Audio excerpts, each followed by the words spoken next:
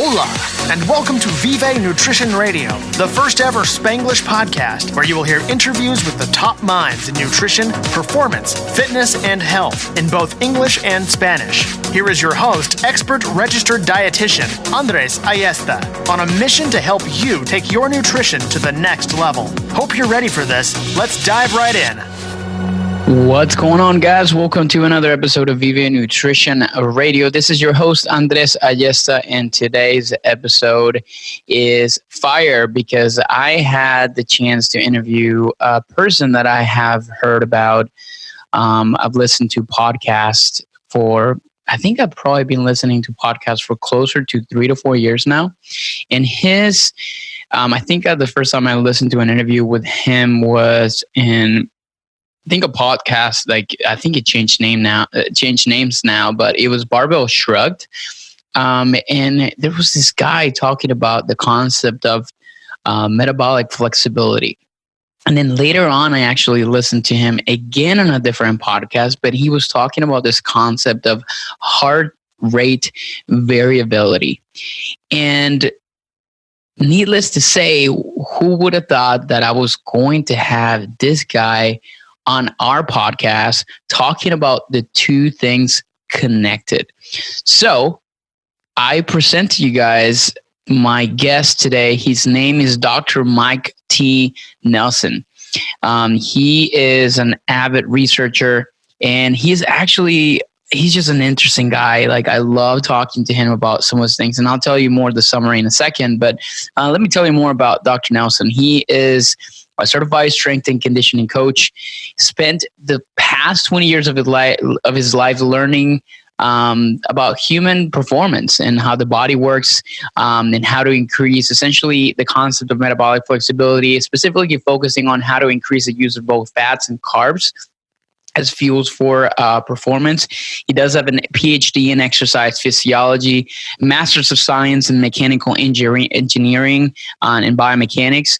He's also a faculty member for the Caloric Institute of Functional Neurology and university instructor at Rocky Mountain.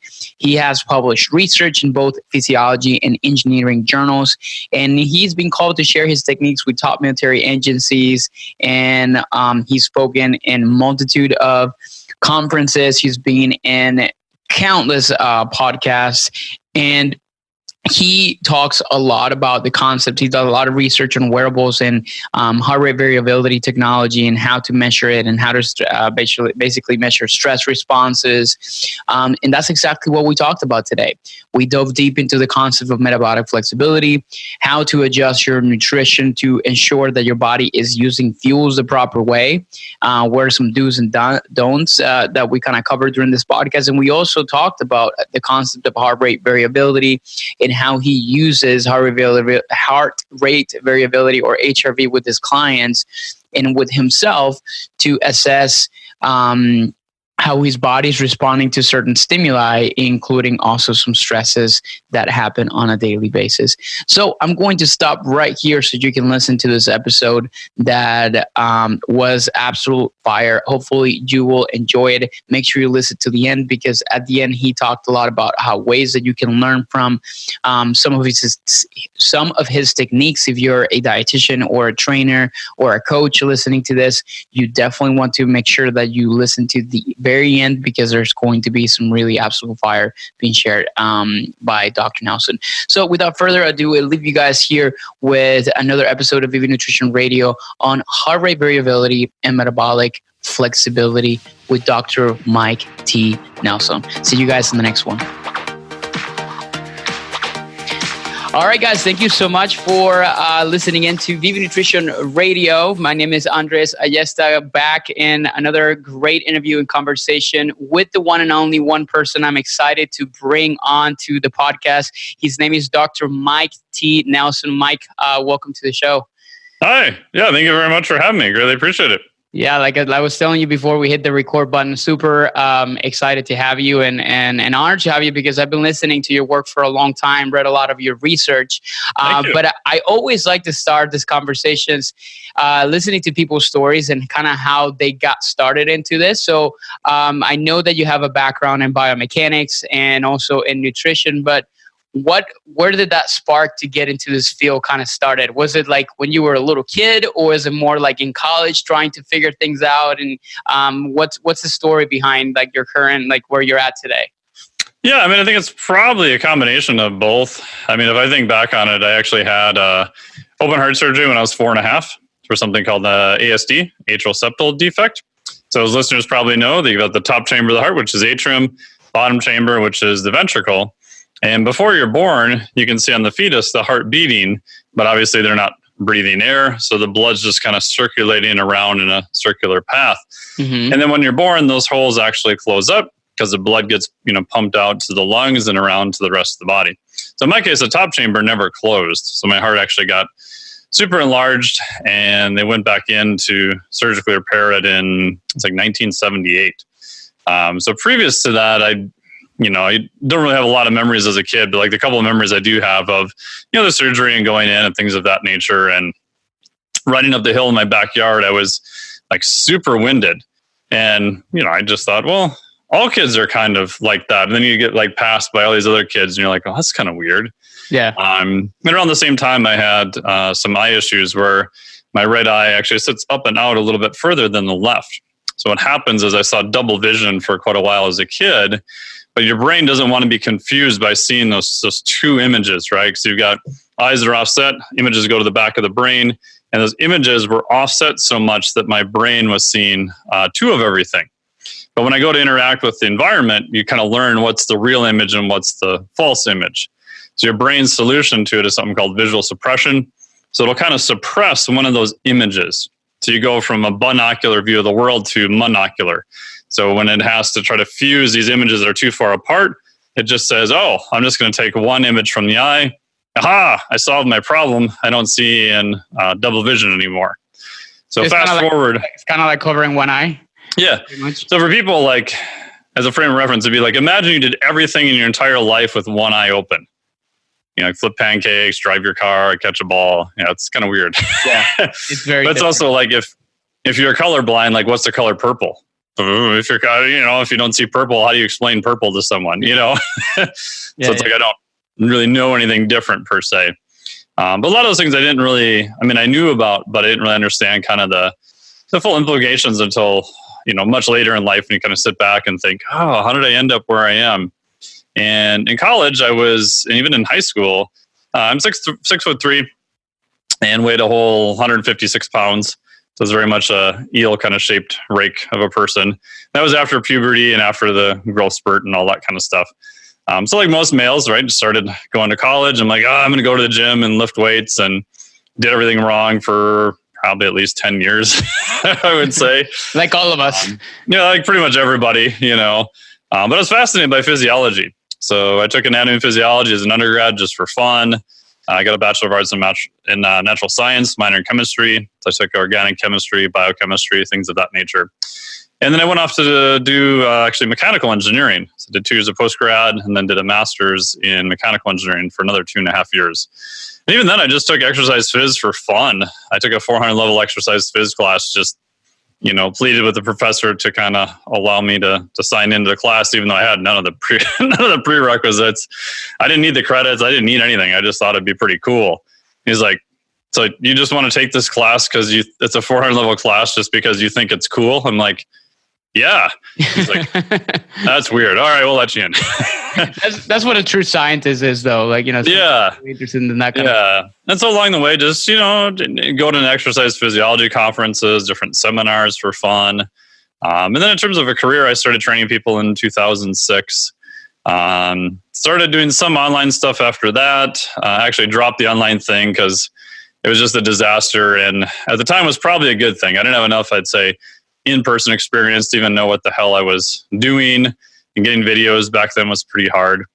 And then eventually I did postgraduate work for Biomechanics, dropped out of that program because I didn't want to do math anymore, and then did 7 years took me to do a PhD in exercise physiology. So I worked on metabolic flexibility, heart rate variability. And by that time, I kind of went into it thinking, maybe I want to be an academic, but I always liked the practical side too. So I had my own business, was still training people on the side, started doing more online training. Then about 3-4 years into my PhD, I was pretty much 100% sure I didn't want to live in academia. I like the teaching, I like the research, but I didn't like all the other stuff. Like if you told me I had to write an R1 grant and spend a year doing that just to get denied, I'd much rather jump off a bridge like lit on fire than to try to do all this stuff. Is just part of the gig if you're professor, especially at a bigger university. So no, it's funny that you say that, because like when I was getting my master's in exercise science at UCF here in Orlando, yes, I was actually very close to applying for PhD programs, and I think one of my professors told me, like, do you like to write grants? Yeah, and I'm like, I don't think that's fun at all. It's like, you're gonna do a shitload of that if you want to go on this route. And I'm like, especially what do you want to do? Universities. Yeah, exactly. And I worked under Jeff Stout at that time, and he did a lot of research into some of these areas. Yeah, and I'm sure you know him. And he's the one that kind of told me, like, he's like, if you want to go on this route, you need to be aware that you're going to do a lot of writing and stuff like that. I was like, you know what? I'm just going to read other people's papers and, obviously kind of take all that knowledge and to try to translate it into application. But for you, it seems like you do both. So it's like kind of like you walked the line, you did the research, you did all that kind of stuff, and then you got to a point, it's like, you know what? I just want to do the practical application part of it. And now you work, is that what you do mainly, right? You work with people one-on-one? Yeah, so I primarily do a couple of things. So right now, I still teach. So I teach, right now this quarter I'm teaching for Rocky Mountain University. So I teach online. We're doing a course on advanced. Is a cross between human physiology and I would say monitoring technology. So everything from HRV, omega wave, athlete monitoring systems, velocity-based training. And then I'm teaching exercise physiology for Georgia Southern University. And then I'm a faculty member actually at the Carrick Institute. Their primary headquarters is down in Florida, but they're throughout the world. They probably work more on clinical neurology. So with myself, Dr. Kenneth J., Dr. Freddy Garcia, even Dr. Carrick herself, Dr. Joe Clark, I created a whole year-long, it's like the equivalent of a master's level degree in actually human performance. So you have 4 separate modules. So you do all this stuff online, and then you come in for 3 days of lecture and all like in-person testing. So like Kenneth was doing one on cardiovascular, was one whole module. So he beat the crap out of us on a rower like every day for like 3 days in a row. So we got to learn about it. We got to learn beforehand. And then we actually got to come in and do like the practical part of it. So I teach some classes for them. So I'll be over in Sweden in a couple of days teaching the Module 3 class on that. So nutrition and recovery. And I also do a certification, which I designed, which is just the Flex Diet Cert, looking at recovery and nutrition for trainers and other coaches. So how do you kind of condense all of that into something that's kind of semi-manageable and have pretty depth knowledge of the overarching metabolic flexibility, flexible dieting, and then specific interventions, protein, sleep, things like that. And then also have it be very practical. So each one has like 5 action steps that you can actually do with each particular one. I think there was, to me, there's some other organizations that did better on the more psychology of change, but some trainers felt like they needed more physiology, but they also wanted to make it super applicable so that they could actually go and work with clients. And no one wants to sit down. I mean, they got tons of textbooks, but no one's really going to sit down and read a textbook kind of on their own. They probably should, but it's not going to happen. Right. So how can I take, here's everything you want to know about protein, and then just like try to condense it into like 1 hour and have it be semi-simple, but also accurate. And then we had expert interviews from guys like Jose Antonio's down there in Florida, Steve Phillips, Eric Helms, Dan Party, a bunch of other guys for people who want to go further down the more in-depth research. Nice. And I think now, like, going more in depth into like, some of the details and some of the things that you're known for, which one of the concepts that you've referred to, a couple of times in the past couple of minutes, has been like the concept of metabolic flexibility. And and to be honest, I think you, Eric Helms, and some of these guys have been like some of like the few pioneers of like this concepts, or at least like talking on the research behind them. So why don't we kind of start in this conversation by talking about your favorite food, which is Pop-Tarts, and how they fit into like I've read your blog post. So no worries, man.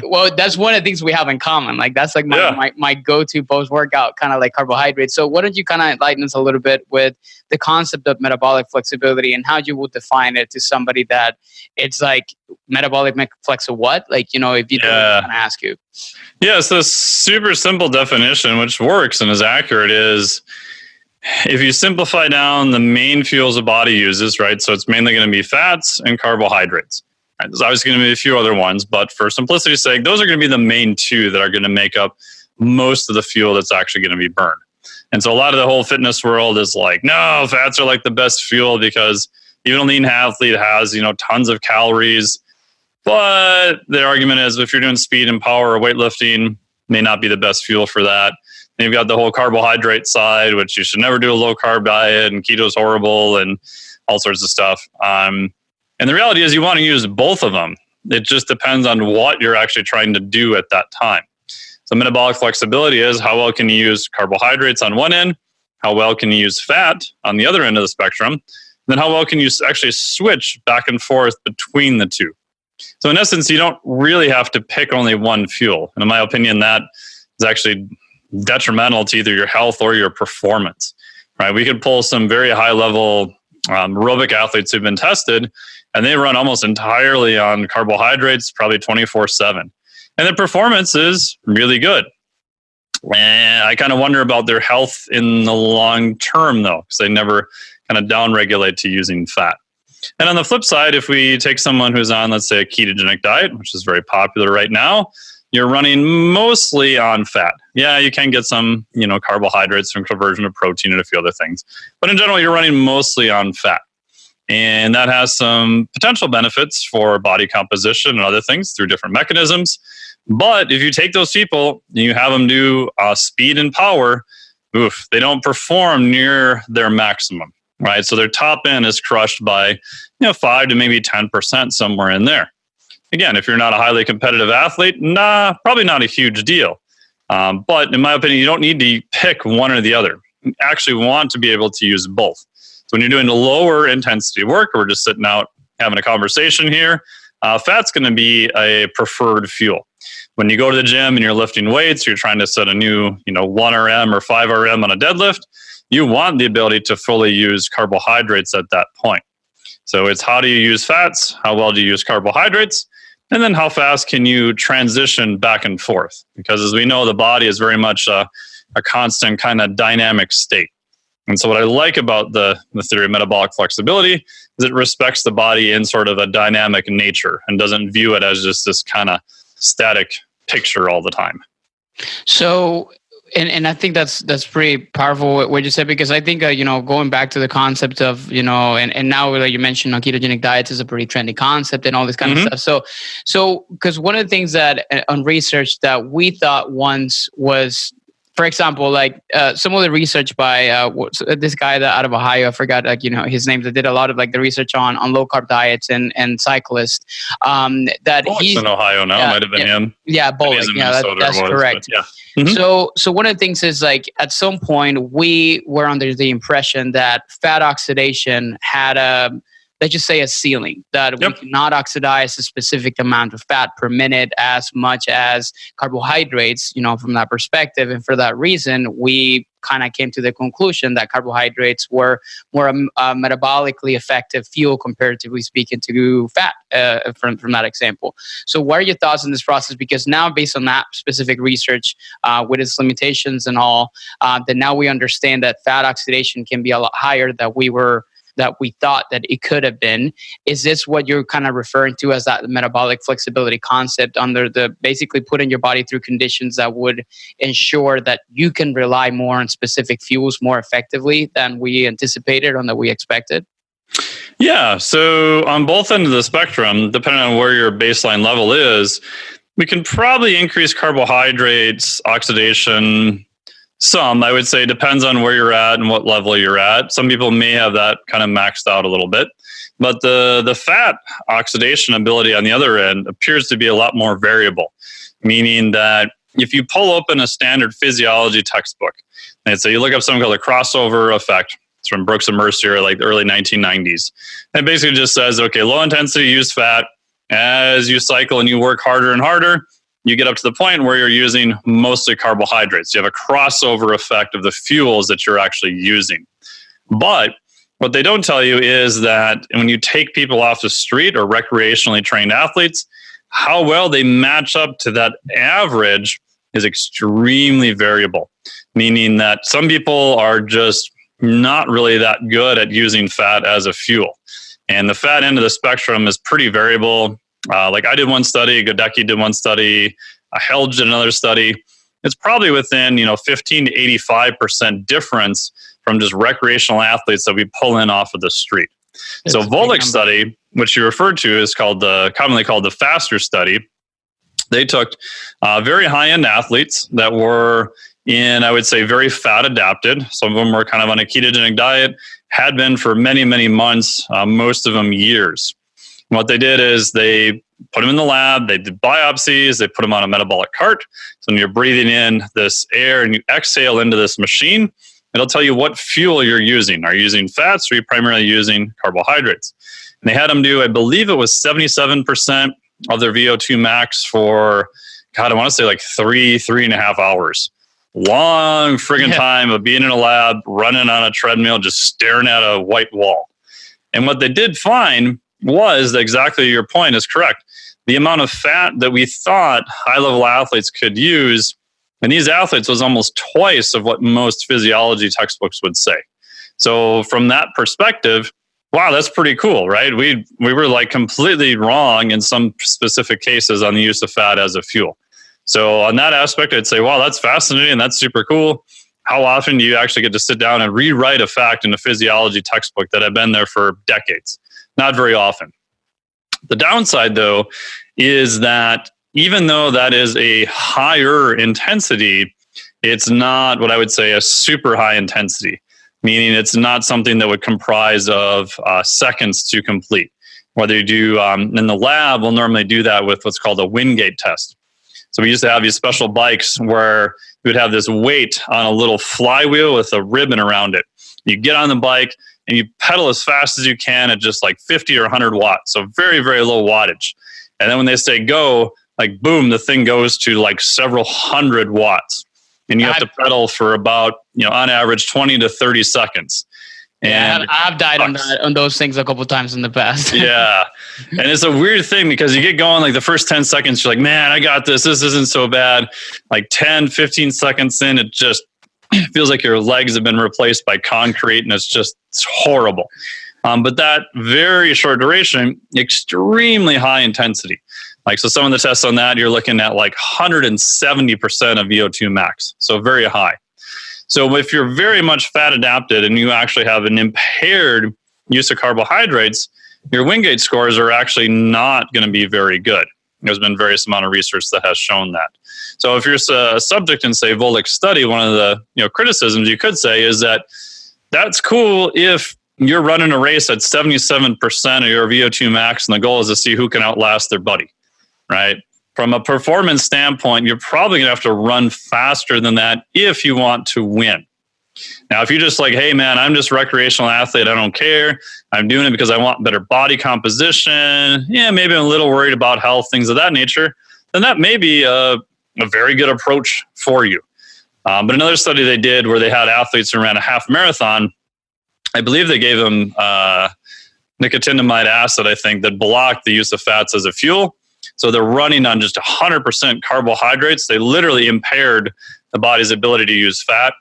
No change in their performance whatsoever, which means that they were running on almost entirely carbohydrates. Now, these were very, very high. I don't remember if they were elite, but they're very high-level athletes. So again, it goes back to what is your context, right? So is the fat use end of the spectrum more plastic than we thought? Absolutely. Can you probably get higher changes in that than we ever thought imaginable? Yeah. Is fat ever going to get to the point where bioenergetically it can compete with carbohydrates for the rate at which you can produce ATP? No. I haven't seen a single study that's shown that yet. And if you do all the stoichiometry and the chemistry, it's not going to happen. Yeah. But again, it goes back to context, right? If you're trying to run as a recreational athlete and your body comp is kind of your main thing and you're not trying to win and go to the Olympics and whatever, that may be a very valid approach. But if you said, hey, I want to be like one of the top elite marathon runners in the world, genetics and mechanics and all that other stuff aside, just from a pure fueling standpoint, then even elite athletes who are running a marathon, which we tend to think is a very long period of time, are just burning through a ton of carbohydrates. Right? It's like the Nike when they're trying to break like the 2-hour barrier, which they got very, very close. They had the exact amount of time the carbohydrates that they were giving them. I think it was every 12 or 15 minutes, right? They're trying to get as much through their system as they possibly can because they are running like ungodly fast. Like most people, myself included, I can't even get close to running a half mile at that pace, right? So as you escalate that intensity, even though it may be something like a marathon, carbohydrates are going to be your friend. If you have a lower intensity, then fat is going to be a preferred fuel. Now, if we start to look at specifically at the goal of a specific athlete, or even a person that is not necessarily, or is like a recreational athlete, whether it's somebody that is just trying to improve body composition. I know there are a lot of people listening to this podcast that are also into CrossFit and even competitive, CrossFit or high intensity sports. What is the most optimized way to apply this metabolic flexibility concepts to really optimize the way the body kind of performs and uses fuels for optimal performance? Is it more do you believe in the concept of higher carbohydrates, lower fats, or maybe adjusting and periodizing your nutrition according to the goal from that perspective? Yeah, I would say both. But a context that's useful is I wrote two articles for the NSCA PTQ journal. So the first article I wrote was why you should have carbohydrates during exercise. And the next article I wrote was why you shouldn't have carbohydrates during exercise, right? And the framework, and I go over this in the Flex Diet Cert, is if we back up and we go, okay, so wait a minute, how can both of these potentially be useful? That's confusing, right? So a concept you can use is something called the eustress versus a distress model. So a eustress means stress you can probably relatively easy recover from. Right, so if you go to the gym, most training blocks that most intelligent athletes will do is primarily more of a eustress model. Right, you train Monday, you probably come back in and train either Tuesday or Wednesday. If you compete, you mentioned CrossFit, right? So if you're going to go up here to Wisconsin, we went to the games last year, it was crazy, and you're going to compete and do multiple events over multiple days. That is very much a distress, right? You're going to do everything possible to try to recover, but odds are you're probably going to be pretty destroyed for a week or at least many days after it. The amount of stress is so high that the time it takes to recover from it is going to be longer. So if you look at a eustress versus a distress model. So under a eustress model, I would argue for what I call matched macronutrients. So try to match the macronutrient to the thing that's actually being burned during exercise. So if we stay with our CrossFit friend, CrossFit, very much a high intensity thing, Metcons, different things of that nature. Yeah, they do some running, they do some stuff like that, but it's very much a higher intensity model. So most of the time when those work with those athletes, I will increase their carbohydrates relatively high. Why?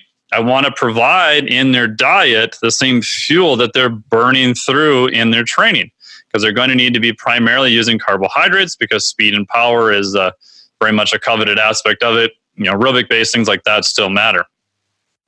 However, if you have stick with the CrossFit model, high-level CrossFit athlete in the off-season, and they don't have any competitions coming up for a period of time, we do know that if we restrict or we pull back carbohydrates and we have them do a very carbohydrate emphasized exercise, the adaptations on a molecular level we get from that are actually greater. Now, acutely, the downside is your performance is going to tank, right? So just think of it this way. So let's say you get up in the morning, you're completely fasted, you come over to my place and I throw you on a rower and I tell you to do 60 seconds all out lactate work for repeated intervals, right? And we just beat the crap out of you. But now, let's say I just give you a little bit of protein and tell you to go sleep that night, right? Your liver glycogen in the morning is going to be low because liver glycogen will drop pretty low during the night. That's just a normal process. But now, because we didn't feed you, we had you do this fasted, we just gave you maybe some protein and some vegetables later in the day. we purposely depleted out muscle glycogen to a low level. I mean, probably the lowest you can get is maybe 30, 40%. You can't get it completely to zero. Now, if you came back the next day and I have you exercise again, now you have low liver and you've got pretty low muscle glycogen. And it's going to suck, and you are absolutely going to hate me. If we measure your HRV, it's probably going to be crap. Your immune system is going to be pretty amped up. However, if you survive the training, and we do this on sort of some type of fashion for 3 weeks, we will see higher molecular adaptations in the muscle.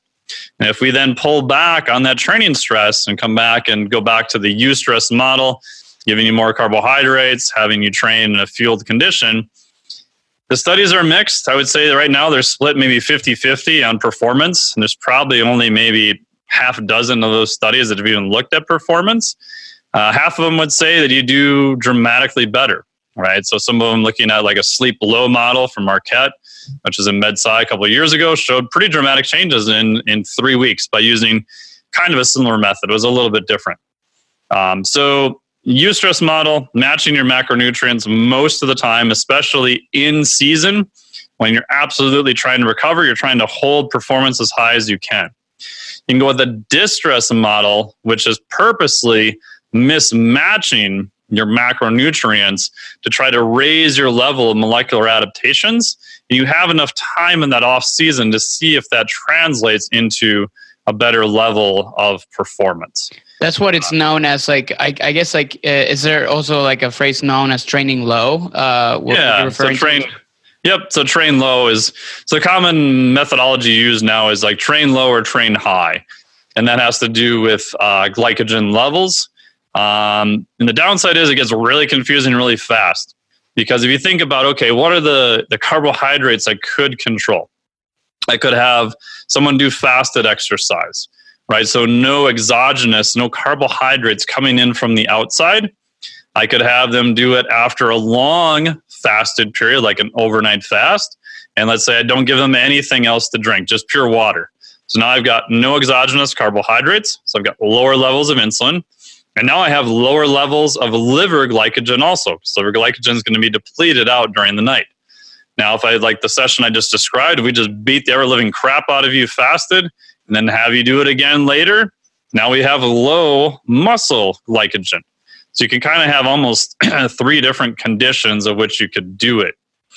And the hard part is maybe we need to hit a certain threshold of really driving that muscle glycogen down.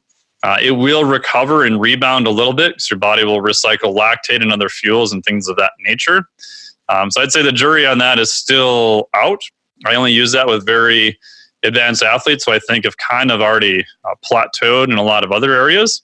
But it's pretty fascinating that maybe just by purposely restricting something that we would normally provide, maybe we can get enhanced performance.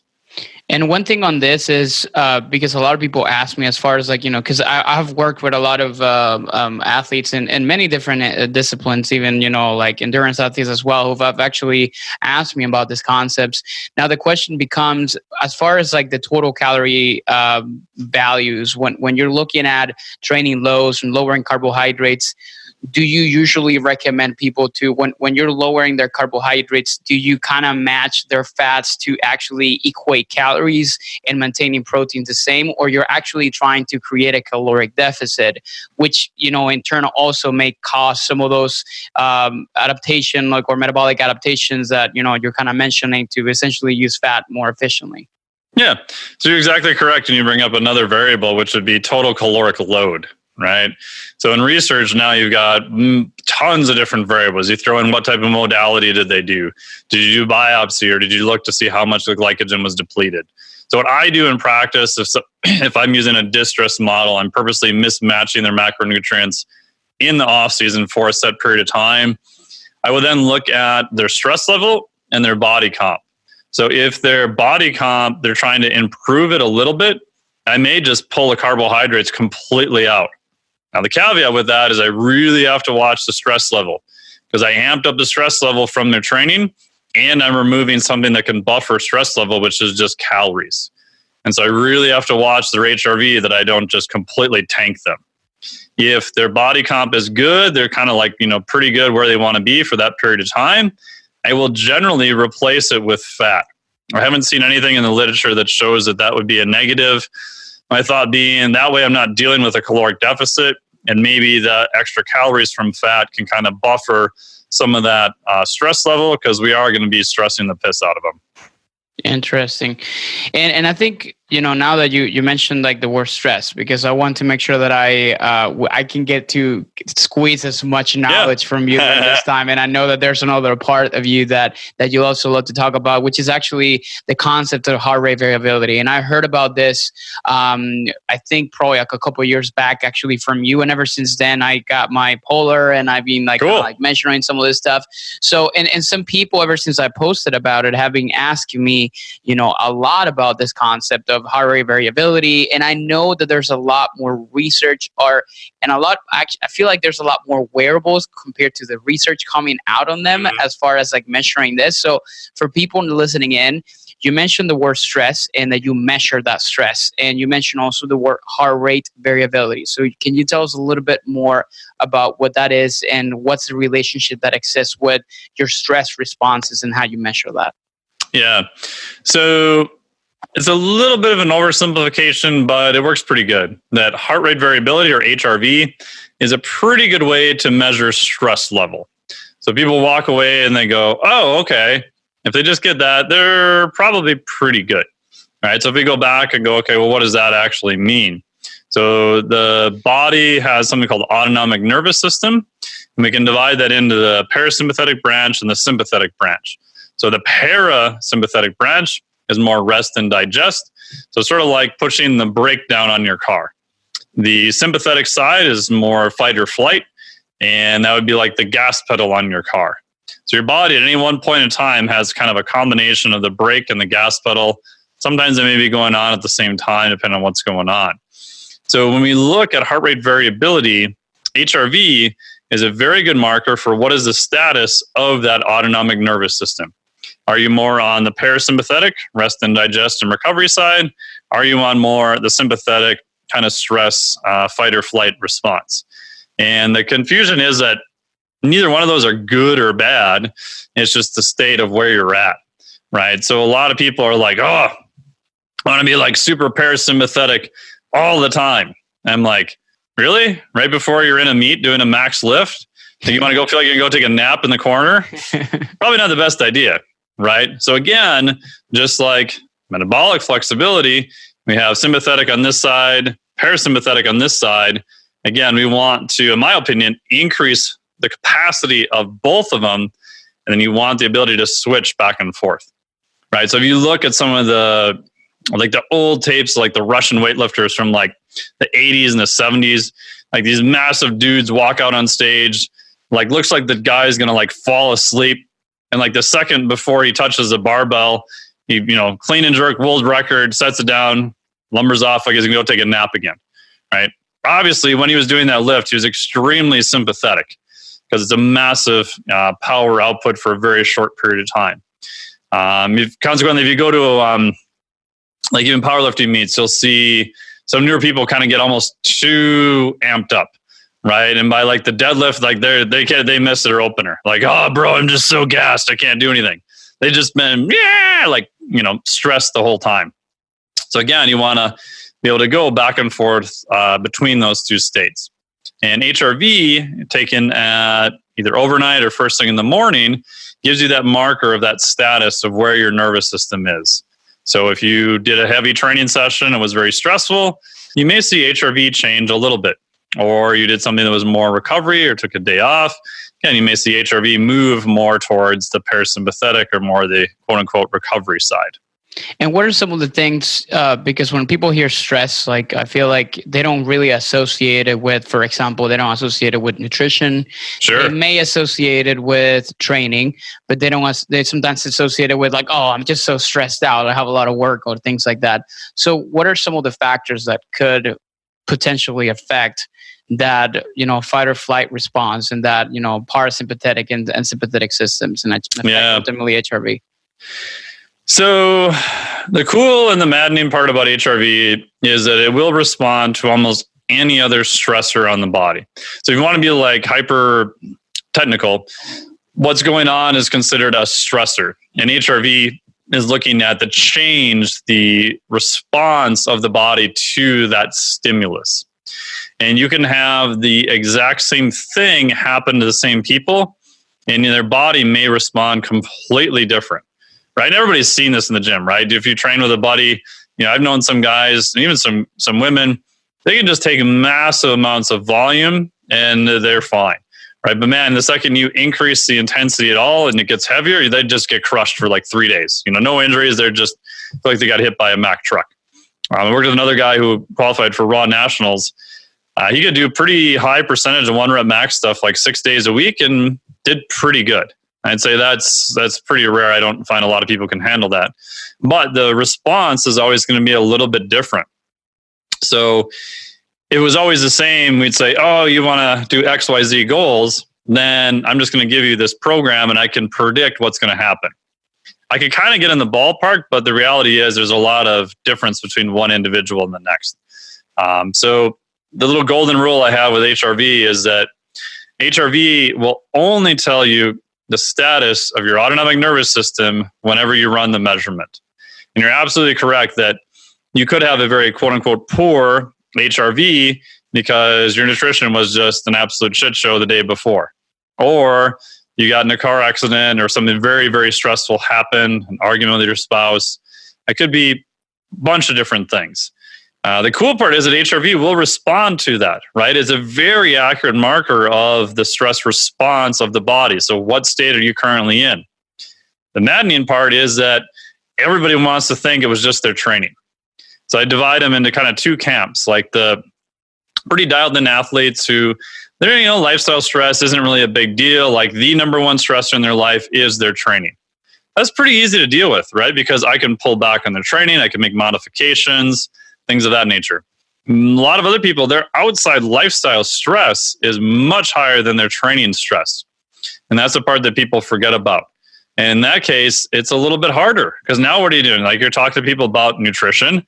Like, oh, bro, you're telling me I have to eat something different, or you're like, maybe you should go to bed an hour earlier. Like, oh, now you're telling me I can't watch Netflix with my spouse. Oh, yeah, I hate you. This sucks, right? The lifestyle stuff is a lot harder to change for most people. And again, I think so when I started initially, I just did only on athletes. And then I started going, well, I want, more experience with this. So I started measuring daily HRV in people probably 7 years ago now. And like, I just want more experience. I'm just going to have everybody do it. And again, what I found is for a lot of people, their lifestyle stress was the main thing that was influencing it. And however, I think it's athletes, I'd say I would still change their training because that may be the most modifiable thing I can change. Yeah, and I think like what you're saying, because I feel like a lot of like most of like the recreational athlete, like the people that train like 1 to 2 hours a day at the max, and not even like every single day, like the dedicated athlete. And I remember when I was working with NFL athletes, Major League Baseball players, which that's their life and their training is really the biggest variable. Now we're talking more about the person that works a 9-to-5 job, and then they have kids and they have all these different things coming up at them. And then most of the stressors are coming from sources that are extraneous to their training. And now that's the kind of part that, and some people would, they don't really look at this as like, oh, you tell me that, it's like you're saying, like, you tell me I need to sleep more. You tell me I need to do this, and it's going to affect my, all these different things. So I think it has like a lot of validity in all many kind of different areas. Now, I guess like because can people measure this at their house, at home, like, because I know you've talked a lot about like apps now exist, and I know that I've read some of your blogs that you talk about, like you can even use your phone, those kinds of things. So how can people measure their heart rate variability to determine their, I guess, readiness? Is that what you, I guess, will call it, or more like their status, I guess, in the morning when they're waking up? Yeah. So I like to think of HRV as measuring the status of the autonomic nervous system. Are you more on the sympathetic side, or are you on more the parasympathetic side? Readiness gets to be really confusing. So in the literature, HRV is pretty good at prediction of endurance performance. Not amazing, but yeah, there's some pretty good data there. Strength and power, who knows? Like it's all across the board, right? Because again, if I'm peaking someone for a powerlifting meet or even a CrossFit competition, especially powerlifting, I want them to be a little bit sympathetic. I want them to have, quote unquote, a worse HRV on the day of the meet. I want that sympathetic drive because that's going to translate into better performance, especially on a gross motor task such as powerlifting.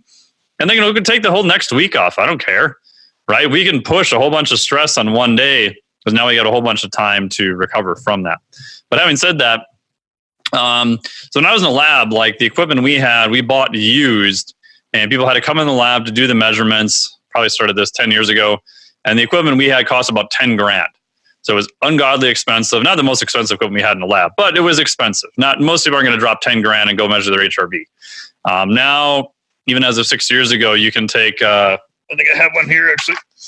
Old school, right? So polar heart rate strap, and then just an $8 app on your phone, and it's literally as accurate as like the $10,000 equipment we had before.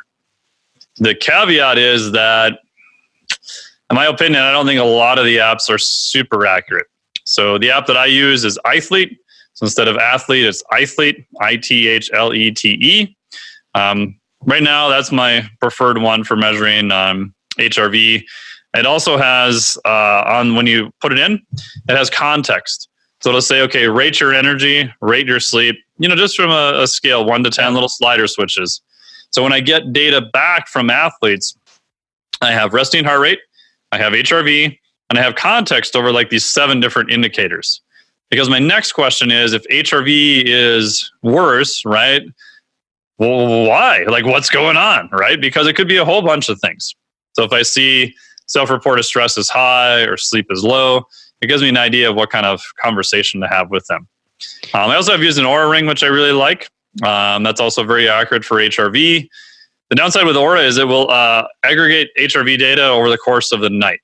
So if your sleep is kind of different, that may affect your HRV score because you're kind of grabbing different time points. And in the literature, we don't have a ton of data on that method yet as to what it is correlated to.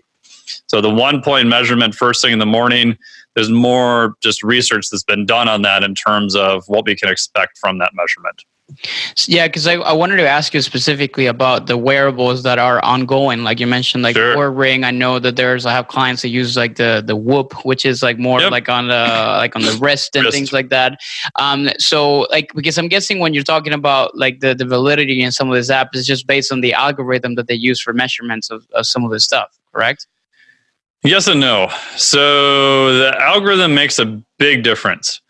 You probably right now want to use something called a time domain measurement. RMSSD is a good one.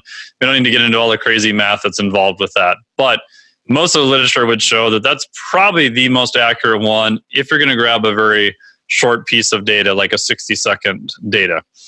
Position you do it in is probably going to matter quite a bit. Most people are going to be good doing it seated.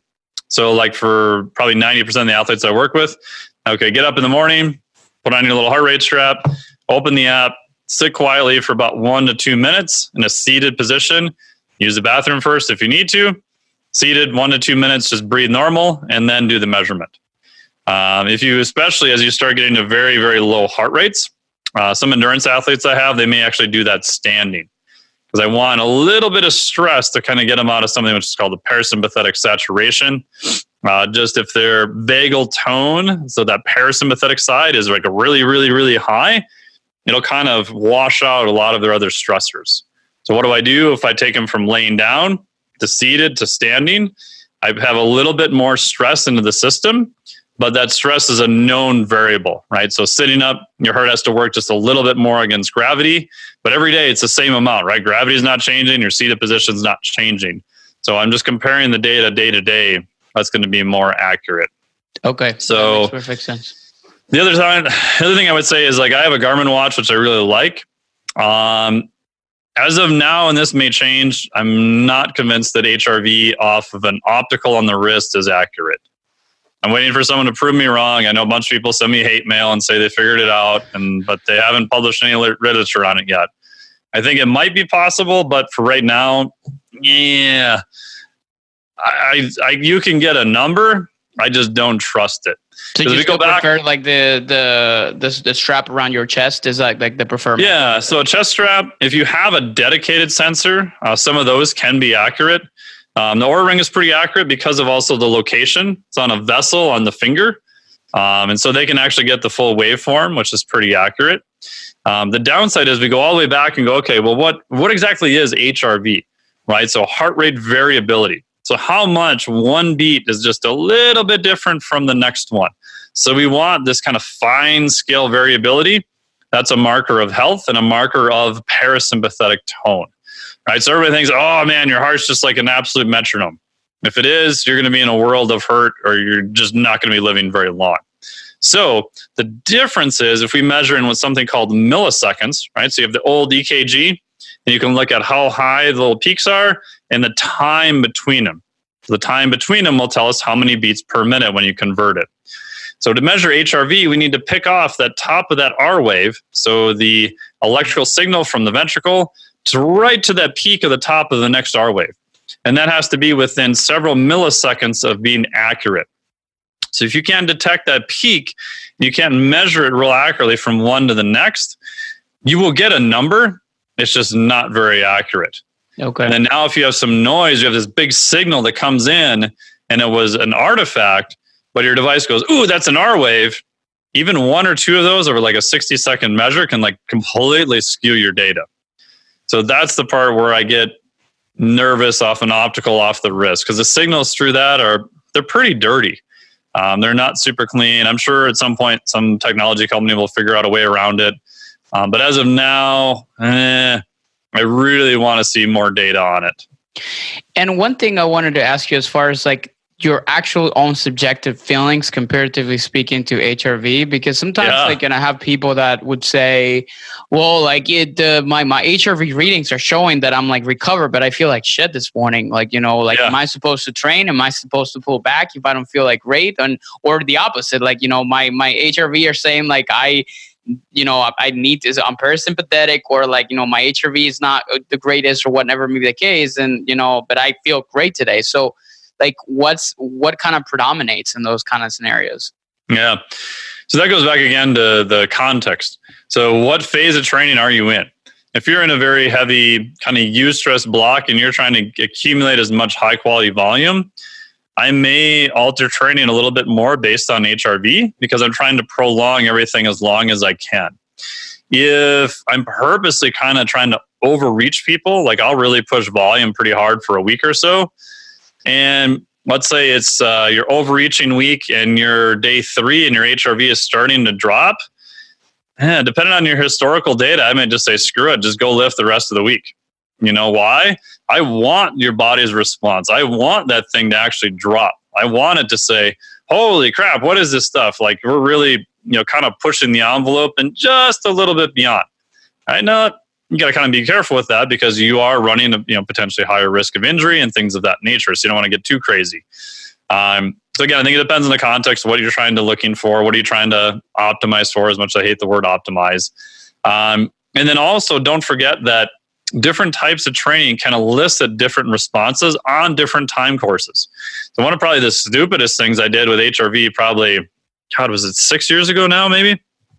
I was training for, so first just recreational strongman competition. It was going to be in January in Minnesota. I was going back to school. I didn't, have ability to get to a gym to do any implements or anything. So I'm like, man, how do I like simulate medleys in my gym? So I'm like, oh, I know. I'll do 225 on a trap bar and I'll do reps of, 20 to 25 reps and I'll do this over multiple sets. So I'm doing this on my quote unquote off days or conditioning days. And as you can imagine, it's just freaking horrible. It's absolutely abysmal. And I look the next day and I'm like, holy crap, my HRV is better, like significantly better. I'm like, oh, this must be some new Russian recovery secret I've unlocked. So idiot me, what do? I start programming in more and more. That went all right for about 2.5 weeks. And like the wheels just completely fell off. I felt horrible. My knees hurt, all my joints hurt. And I'm like, God, what the hell's going on? And so then I said, okay, so what if I do that and then I just don't train for 2 or 3 days? What happens? And I've been able to repeat that again, is that HRV will spike up, meaning it'll become very parasympathetic the next day, and then it'll crash well below my baseline in about 36 to 48 hours. So what did I get? I got a very biphasic response. But ADME wasn't looking at the average and wasn't looking backwards at any of the other data that I was accumulating. I was only looking at that next AM reading and going, oh, HRV is high. Woohoo! Must be great. Let's, pound it again.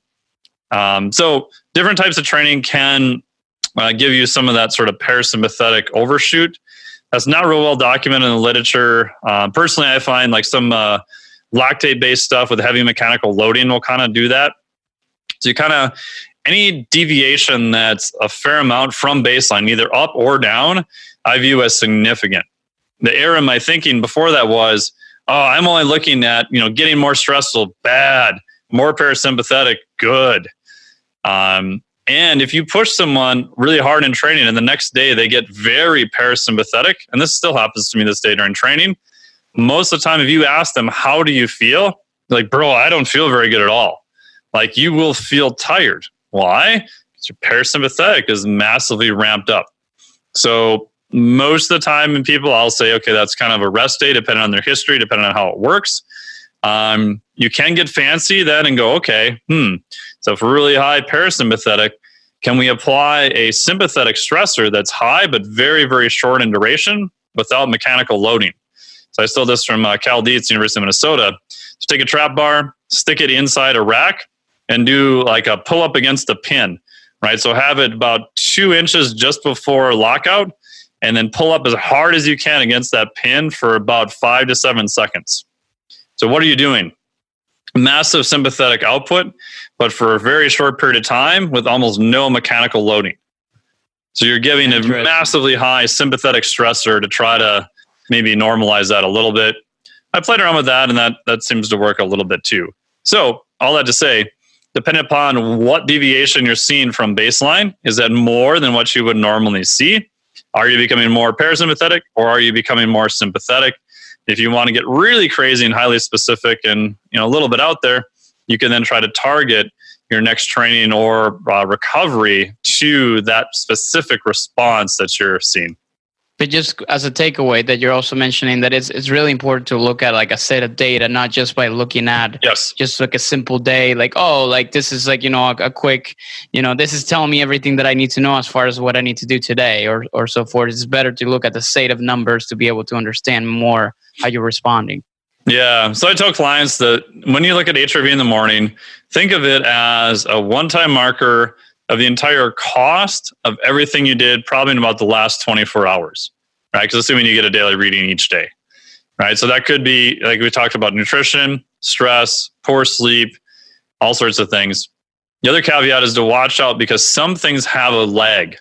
Sleep is one that has about a 48-hour lag, meaning people get up, they'll text me, they'll be like, hey, bro, I slept like 5 hours. Hey, my HRV is great today. HRV is worthless. Never use it. But if they didn't have a very big sleep debt, they can get by on, 1 day of short sleep and be okay. If they have a massive sleep debt, may not be able to do it. And on the flip side, right, and this happened to me when I was doing my PhD, like Saturday was the only day I got to sleep in because I wasn't in the freaking lab at 5 a.m. So I would sleep in till like 9. I was normally getting up at 4. And I'd be like, oh my God, I did like the Rip Van Winkle. I slept like 13 hours or something crazy, right? Because I just passed out in bed at 8. I look at my thing and I'm like, my HRV is worse. I'm like, what the hell's going on? And then I realized I'm like, oh, wait a minute. HRV is just responding to the current state of stress.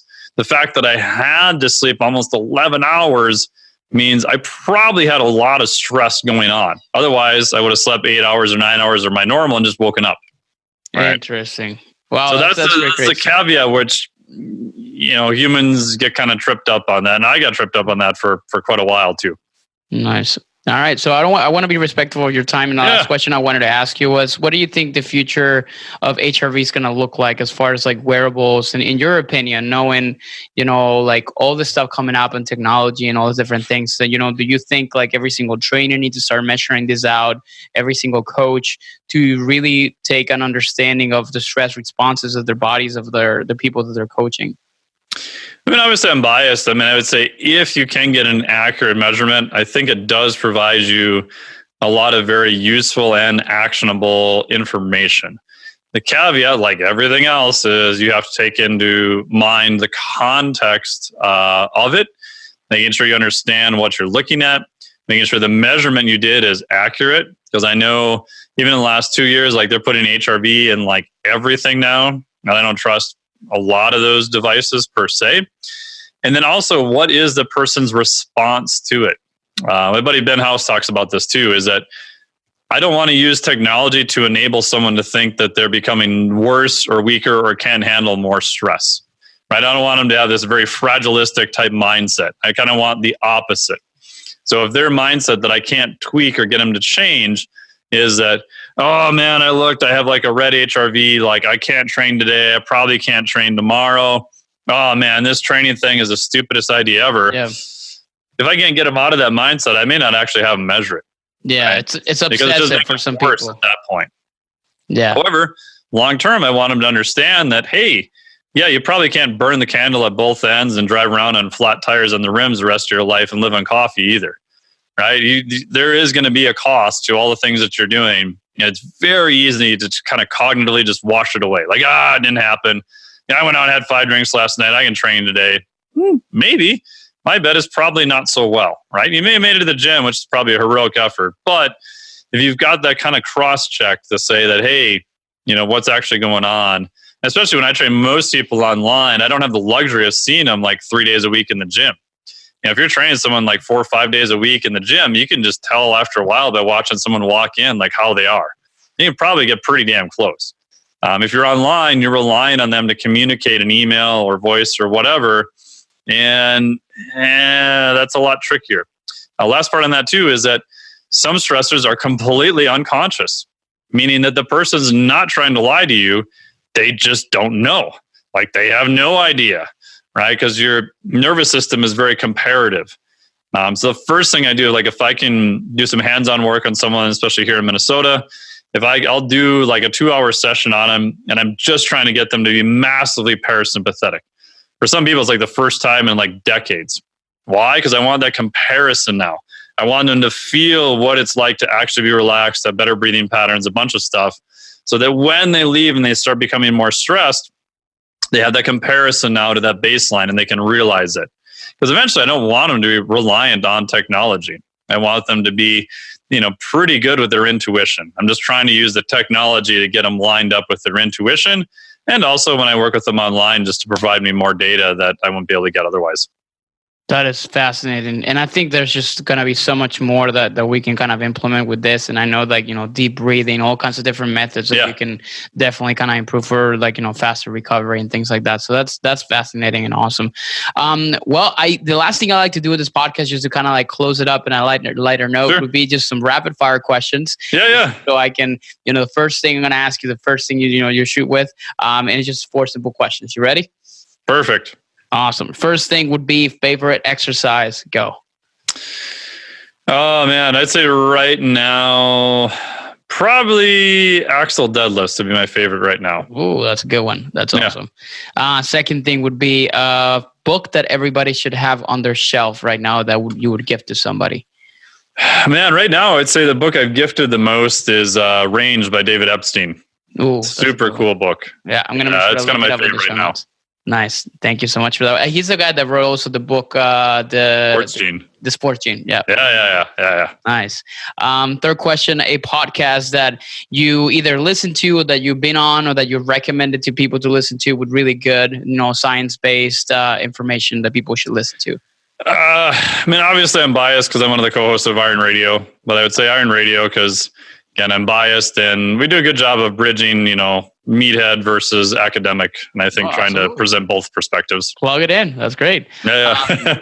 And then the last one would be if you were stranded on a desert island for the rest of your life, if you were to pick one food to have forever, what would that be? One food forever. I would probably have to go with pizza to get a good tasty, get a good variety of macronutrients, very caloric dense, because he didn't say how much I get, so I go with that. You can go unlimited, so that's good. Yeah. Awesome. Well, thank you so much, Dr. Nelson, for being here today. How can people find you?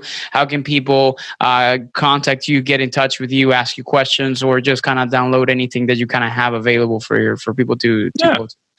Yeah, there's a couple places. A website's probably going to be the best one, which is just miketnelson.com, MIKETNELSON. Most of the stuff I have on there is through the newsletter. Obviously, I've got a bunch of articles there too. But if you go to the main page at the top, there'll be a little offer there. You can get on the newsletter. If you're not driving, you want to text. If you're in the U.S., you can text 44222. Just type in the word keto ebook. So 44222. All one word, keto ebook.